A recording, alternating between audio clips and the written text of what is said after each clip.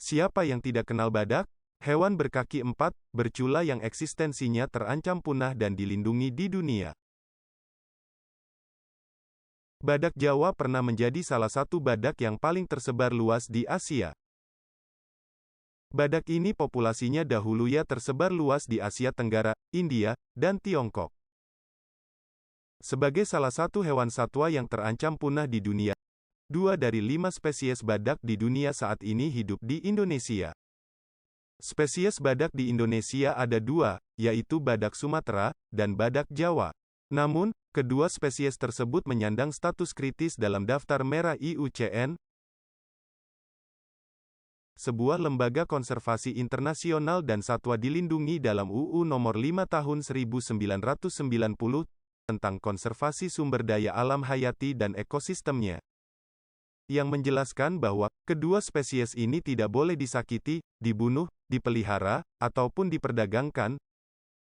Bila hukum ini dilanggar, maka pelakunya akan dijerat hukuman penjara selama 5 tahun dan denda 100 juta rupiah.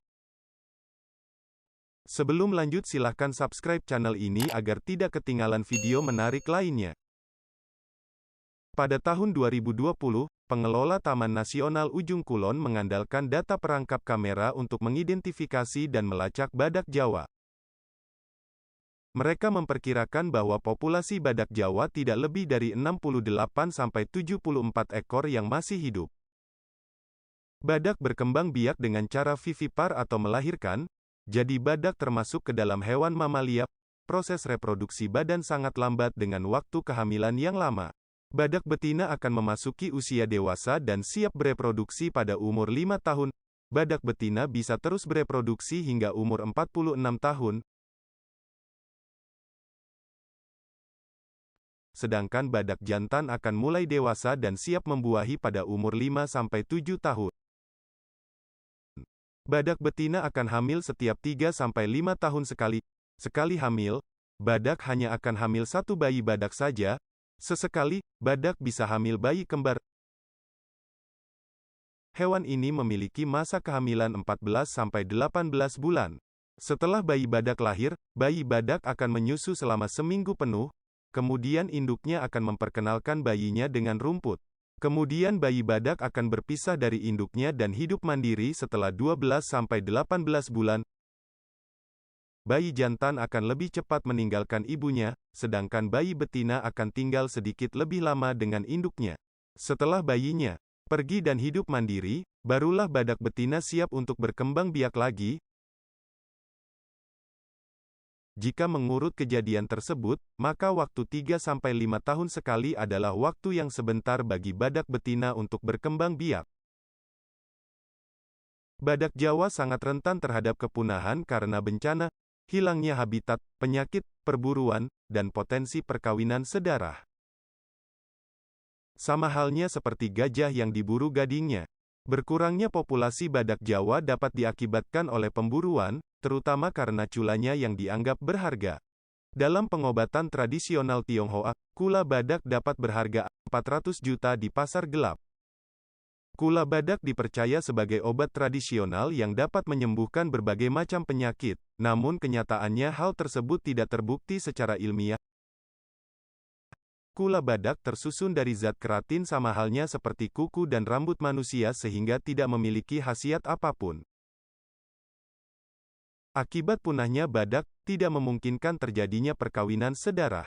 Sehingga perkawinan sedarah tersebut menjadikan badak cacat, dan dapat mempersulit kelangsungan hidup spesies badak dalam jangka panjang. Badak Jawa memiliki kulit bermosaik yang menyerupai baju baja.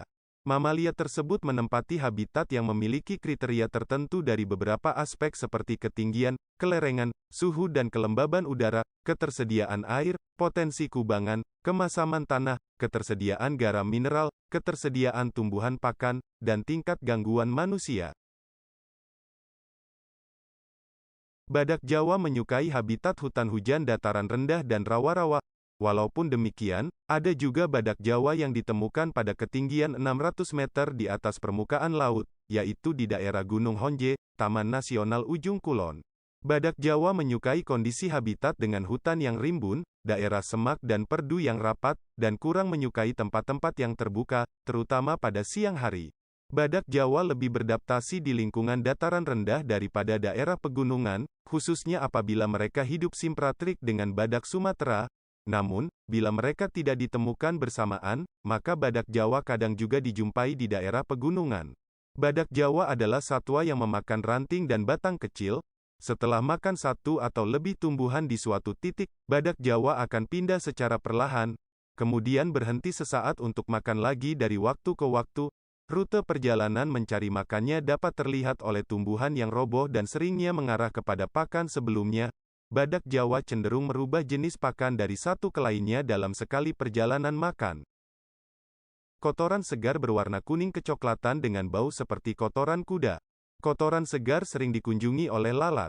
Terkadang kotoran seperti ini tersapu oleh babi yang berharap menemukan serangga.